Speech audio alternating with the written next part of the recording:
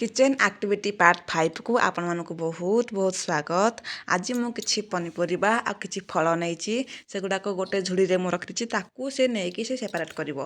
परिबा गुडाक नेकी रखिवो steel dish रे आ फल को नेकी रखिवो एल्युमिनियम डिश रे। आपण माने कहिबे जे ई एक्टिविटी कोन त सहज एक्टिविटी ना, छुआ मानक पय एटा बहुत कष्ट।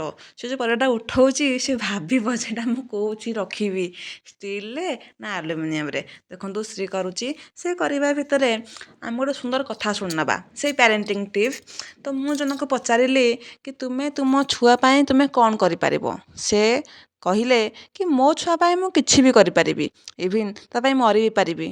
मु सेठु कहली अरे छुआ मरिबा कौन दरकार, फास्ट भलरे बंचिकी देखाओ, तापाई निशाद्रव्य छाड़िकी देखाओ, हेल्दी लाइफस्टाइल बनई पारिबो जेमिति कि हाइजीन, योगा, एक्सरसाइज, स्पिरिचुअल, ग्राटिट्यूड, किछि हेल्दी हैबिट, घरर खाइबा हेल्दी खाइबा खाइबा, बाहरर खाइबा ता आगे अवॉइड करिबा, तेल मसला युक्त खाइबा, ठंडा से कुरकुरे से लेस मिठा जिनस खाइबा टिके अवॉइड करदबा।